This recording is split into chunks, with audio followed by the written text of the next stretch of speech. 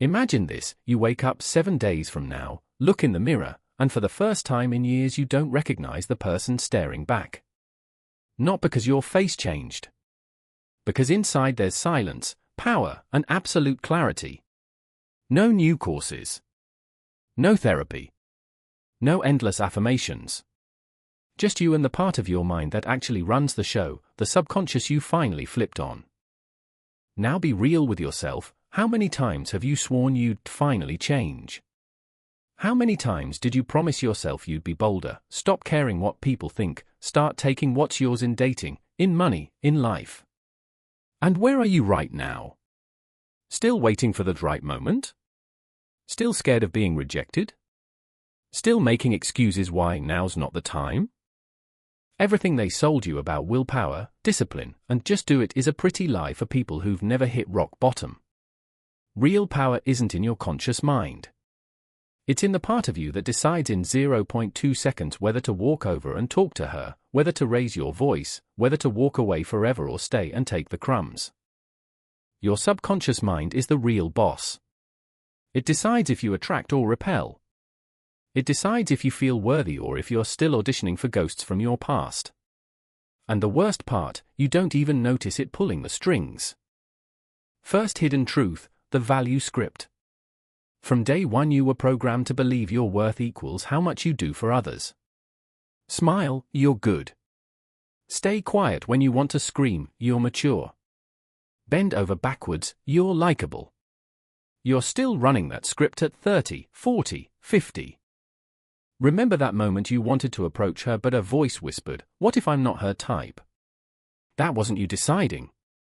That was the value script kicking in and saying, "Stay back, you won't be chosen." And you obeyed. Like a good little boy. Or a good little girl. Second truth: the rejection shadow. Most people aren't afraid of being alone. They're afraid of feeling that exact pain again, the one from when mom turned away, when dad said you disappointed me, when the first person you truly wanted picked someone else. That feeling is stored in your subconscious as a mortal threat. That's why you settle for safe options. That's why you accept less. That's why you swallow the words "go to hell" when they're burning your throat. Because the subconscious screams, better familiar pain than the risk of feeling that again. Third insight: the frame war. Your mind is constantly choosing whose frame you live in, yours or theirs. Every time you justify yourself, every time you explain why you didn't mean to upset her, every time you double text, you're already in their frame. And your subconscious logs it: I rank lower. Here's the part that will blow your mind: all of this can be rewritten. Not in years. In 7 days. Because the subconscious doesn't know the difference between real and vividly imagined experience. It only cares about emotional intensity and repetition. Day 1, you stop asking permission to exist. No more, "Can I say something?" No more, "Is this a good time?" You just speak. You just take up space. You just hold eye contact 2 seconds longer than feels comfortable. And you watch the world start bending toward you instead of you bending toward it. Day 2, you reclaim rejection. Yes, on purpose. You go straight into the worst memories, and instead of running from the feeling, you step into it fully for 90 seconds. Then you tell yourself inside, "Yeah, that happened. And I survived. It no longer owns me." Day 3, you break the value script. Every time you're about to do something so they'll like me, you do the opposite. Stay silent when you want to explain. Walk away when you want to fix it. Say no when you want to people please. You'll feel something crack inside. That's the old you dying. Day 4, you drop out of your head and into your body. Most people live in non-stop inner commentary. What did she think? Did I say the right thing? You shut it off. You feel your breath. You feel your feet on the ground. You feel the weight of your own presence. Suddenly attraction comes back, without scripts, without techniques. Day 5, you install a new identity through micro-actions. You stop being the guy who's trying. You become the guy who already is. You walk slower.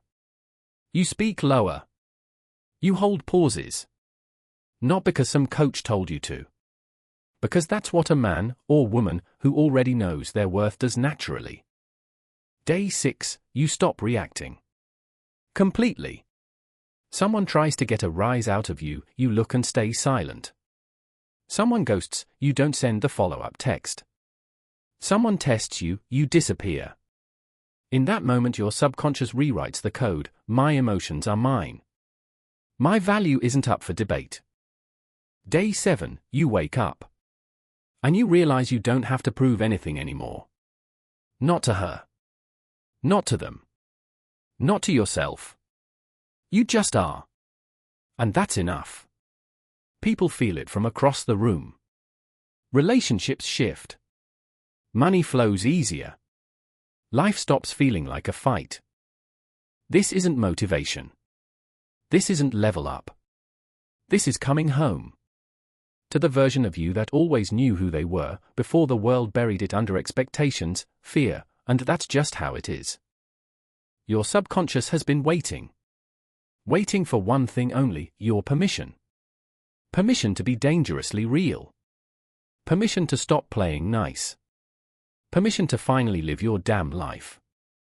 Right now, in this exact second, you're standing on the edge. One more day of the old script and you'll sink back into the swamp.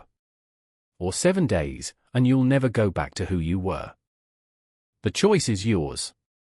But your subconscious already knows the truth. It's just waiting for you to stop lying to it. Turn on your hidden power. Do it right now. 7 days from today you won't recognize yourself. Not because you became someone else. Because you finally became you.